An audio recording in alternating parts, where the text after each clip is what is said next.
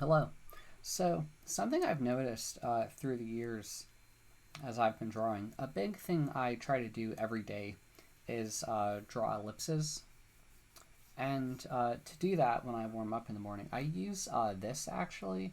And basically, I believe I got this from Brooks Eggleston. He has a YouTube channel called Character Design Forge, I believe, or something like that.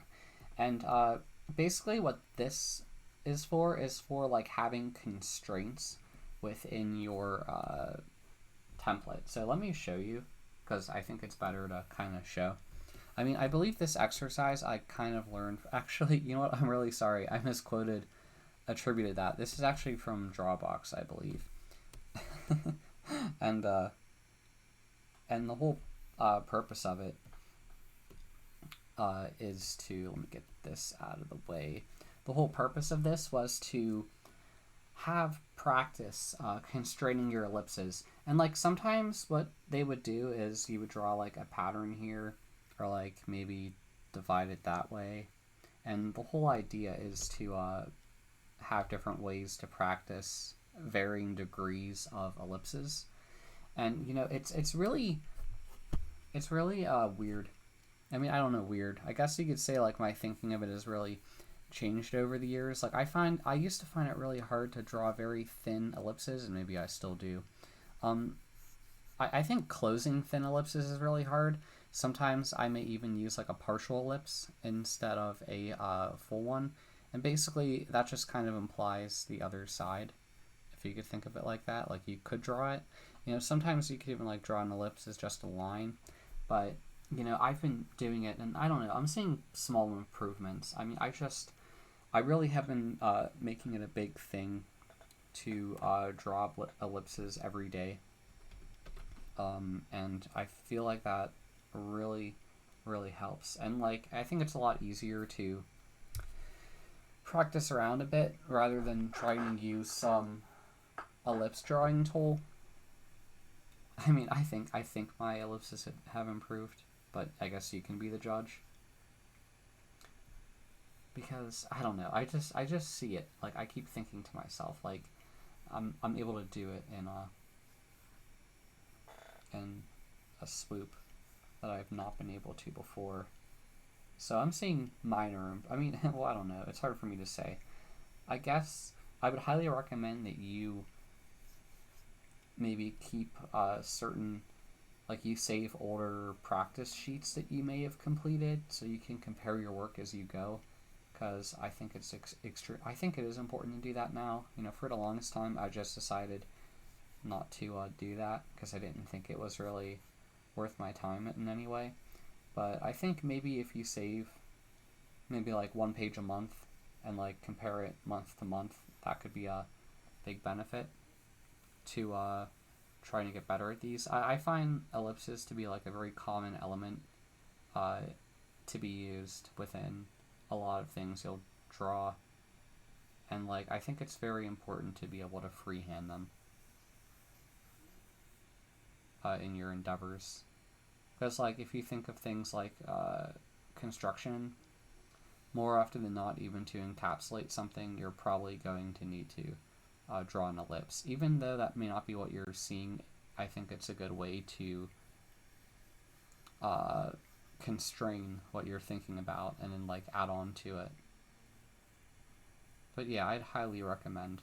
Highly recommend this sheet as well. I mean, I guess you could just make it. It's not too complicated. I mean, it's just a bunch of squares that you can use to kind of constrain your ellipses. The other thing is when I'm doing this, as per the exercise, you're supposed to draw through your ellipses a couple times, and the whole idea of that is to draw the same ellipse multiple times to get more practice in. Another thing that may be harder to see is that I'm ghosting my ellipses, which is kind of like practicing it before you see it, or before you draw it, really, not before you see it. You know, I feel like that's a good ellipse. I don't, you know, even though to go over a little bit here, overall, I am impressed with what, like, compared to how I was completely unable to do it before. I mean, I think it takes a lot of muscle memory because I am doing it all with my shoulder, and it's kind of like being your own human compass. Like if you're familiar with like a drawing compass, kind of like that. I mean, probably a drawing compass would be 100% right, but and I'm just trying to do something a bit like close enough. But I don't know. I find it easier to experiment with your shoulder, drawing with your shoulder, than using tools. I mean, I'm not going to disregard tools entirely. I think they definitely serve a purpose if you're trying to get like extreme accuracy, or if you're doing like an engineering drawing, like you want to use like drafting tools for that. So don't make me don't let me say anything that makes you think that I would disregard tools. But if you're freehanding and you're just trying to experiment, and but who knows? Maybe other people will prove me wrong that they have accomplished that. But I'd be hard pressed to believe anyone would really be able to. Well, I don't know. Maybe not. I don't know. It probably depends a lot on what you want to be able to draw and how you want to get there with it. But yeah, thanks for listening to me throughout this video. It was just a rant, and I kind of wanted to show that you will see progress after good deals of time. As frustrating as it is, because it's like a big frustration of mine was always being, you want to draw something but you can't, and it's like every time you draw it, you're just awful at it, and it's kind of just like a long, hard period of being bad at it until you eventually gain some confidence, and then like you get that muscle memory, and I think at that point it just kind of rolls into you becoming a better drawer, and eventually like you'll be more encouraging to yourself because you're like, now I can do it. And if it helps you with a reference point, I probably have been doing this, like I try to draw ellipses every day probably since 2019. I mean, I draw a lot of other things besides ellipses. I don't spend the entire day drawing these.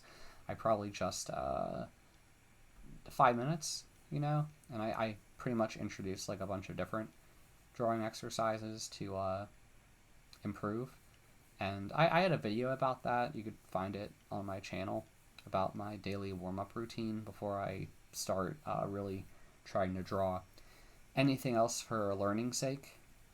I will say this, I still probably don't do enough drawing for fun, which is something that we're told to do. I don't know, I guess I keep doing it anyway.